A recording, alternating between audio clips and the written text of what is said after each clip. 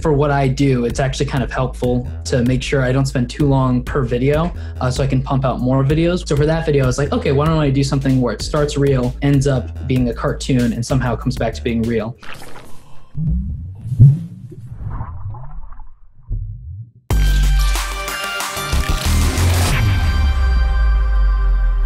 Hey everybody, welcome to the Creators Channel. My name is Chris Kelly with ProductionCrate.com, and today we are joined by Caleb Natale. Caleb is a visual effects artist. He is an animator, he is a filmmaker, he is a father and a husband, clearly juggling a lot of stuff. Caleb, welcome to the show. Good to have you here. Well, thank you. I appreciate you having me. For those who don't know Caleb's work, Caleb does a lot of, I kind of describe it as like a visual effects magician, right? Where it's Sure. usually like a short clip and there's usually some cool visual trick for even like a visual effects artist who knows how a lot of things are done. It's not obvious how it was accomplished. You say that's a fair way to kind of describe your work? Yeah, I definitely think that's fair. I've been following your work for a while, but I was never actually using Vine. It seems like that's kind of where you got your start. Yeah, so I was making stuff before then, but Vine was definitely the place where I began having exposure to a point I hadn't before. Like I was posting random stuff on YouTube, but Vine was definitely the first place where I kind of put my foot in the door as far as exposure online.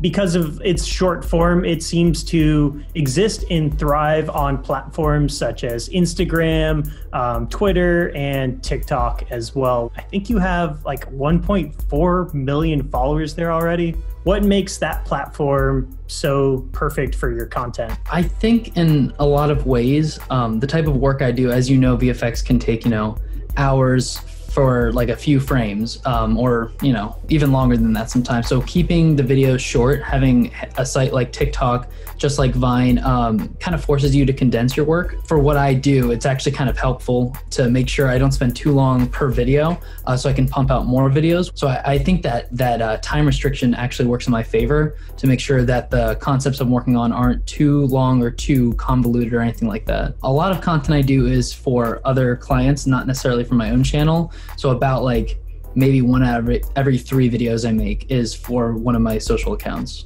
I do a lot of stuff where clients will come to me with footage they already shot, or in a lot of cases they need help figuring out how to shoot stuff for visual effects later. So I do a lot more post-production on those videos than production and post-production. I've seen you do some cool sponsored posts and collaborations, but you're also doing like these client projects. Is it 50-50 or more the client projects that are paying the bills? This year, it seems to be like a 65-35% split, more so towards the sponsored stuff, which is great. Because for me, ideally, it would be taking all this content that I am already doing and just making it more personable and more about my own account. That's kind of the goal of what I'm doing right now. You got really big at Vine. You got a lot of followers, huge amount of attention, and then Vine just disappears off the face of the planet in 2017. How did you feel? What did you do when Vine disappeared? Yeah, the client work I've been getting and the connections I was making were pretty firm at that point. So even though Vine was coming to a close, I still had those connections that luckily for me transitioned into Instagram and other avenues in creating content for other brands, not for my own social accounts. So for me, that aspect wasn't affected too much by the closing of Vine. However, obviously the sense of having an audience dwindled very quickly when Vine was announced to shut down. So for me, my biggest point of focus after Vine was Instagram, and then from Instagram, TikTok. You released, I think it's called Lifeforms. It has like 70 million views on TikTok and probably a couple million on Instagram as well. Can you tell me a little bit more about that piece? Yeah, definitely. So for me, up to that point, there's a bit of lull in my creativity. I remember I was just sitting on the couch and thinking through a video concept. And then I was like, well, it'd be cool to do something where I'm either a real person in a cartoon world or a cartoon person in a real world. So for that video, I was like, okay, why don't I do something where it starts real, ends up being a cartoon, and somehow comes back to being real. I was like, well, it'd be cool if it was like, not necessarily venom, but that kind of idea of something kind of consuming you. So if you've seen the video, if you're watching this, it's the one where I grab like this cartoon ball out of the screen and it kind of consumes my whole body. And then I get fully like engulfed inside of it. And then another me comes up behind and same thing happens. I think only recently I watched the breakdown video that you posted as well.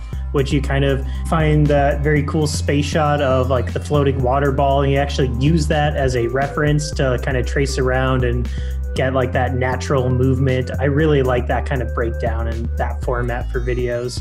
I've noticed that more and more breakdown videos from like different visual effects artists and animators, they seem to do really well. People seem to be very drawn to the process of how this thing was created. Are you seeing like a lot of potential VFX artists being drawn to you because of the breakdown specifically? I've noticed, like you said, there is a much higher demand, it seems like, for the breakdown of the visual effects piece. And so it's very tempting for me to just want to post like a visual effects video and immediately after post the behind the scenes video, because I've seen so much success with that on TikTok in particular. And I've noticed, like you said, like a lot of other visual effects artists curious about what's going on, but even more than that, a larger audience of people that are just interested in the process of things, like even things they would never try. However, I don't want to become solely a tutorial guy. So I am trying to, moving forward, kind of break away from doing behind the scenes for every video and go back to what I was kind of doing, which was like maybe 1 out of every 3 or 4 videos giving a breakdown, but trying to leave the mystery there for some of it. Are you still drawn to doing things like short films or getting into more traditional filmmaking? I do definitely want to be a part of like big feature films at some point in my life. Just right now, I don't really have the drive for that. Something to me is very satisfying about having a very small crew of like 1 to 5 people, putting something together within a day, 2 days, 3 days, and turning it around and seeing people's response right after. Not to say that to rule out doing feature films and longer pieces of production. It's just right now I definitely enjoy social media. What percentage of your knowledge that you utilize on a semi-daily basis is from film school and what's self-taught? So they were great at teaching me like organization and collaboration and things of that nature. But as far as visual effects, I learned most of that through watching YouTube tutorials, watching, Andrew Kramer tutorials. A lot of times people ask me if they should, pursue a traditional like college education for visual effects work and things of that nature. And I would say if you're going to a school that's dedicated to visual effects, not filmmaking generally, I'd encourage it. But other than that, I feel like there's so many valuable resources that are either relatively cheap compared to college or free online. Like that's definitely a good avenue to begin with without going through, student debt and things of that nature. Yeah, for sure. I know you use After Effects primarily for your visual effects. What other software, what other resources do you utilize? I would say 75 to 80% of all the professional work I do is accomplished inside of After Effects. But slowly over the last 2 years, I've been using Blender more commonly for my professional projects. Usually for things that incorporate adding, 3D elements into shots. What would you say your weakest point when it comes to filmmaking or visual effects is? I'm trying to learn more character animation, creature animation, stuff like that, because I really am not good at that. I can do really rough modeling of stuff for projection mapping, but when it comes to like animating actual organic matter, I'm definitely not very comfortable in that, and I want to be comfortable in that for the sake of digital doubles. Like I did that one video where I'm flipping through the bed, which is a very rudimentary animation on myself because the motion blur and things of that nature, it could be. But I want to become more proficient in that for sure. Are you ready for some speed questions? Let's do it. Awesome. Caleb, what is your favorite video game? Breath of the Wild. Cool. I played A Link to the Past. That's like way old school Super Nintendo. It's got like the aerial view, but man, I love that game.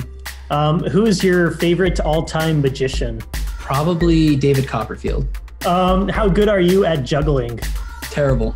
Next question. Can you do 3? You can't do 3? No, I can't even do 2 with one hand. So. I thought that's like a prerequisite, man. You would assume so, because it seems like a lot of these visual effects artists can juggle, but not me. If you could be fluent in any other language, what language would you speak? Probably Spanish, then Italian after that. If your only car for the rest of your life was like an old dinky school bus, still functioned, still ran, or one of the original Mini Coopers, what car would you drive? I'm going for the Mini Cooper.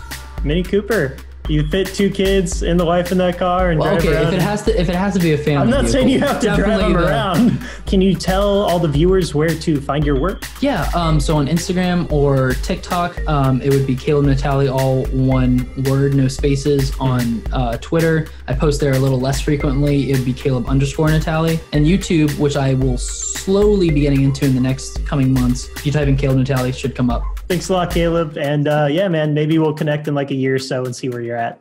That'd be awesome, man. Thank you. I appreciate your time. You got it. See you, dude. Bye.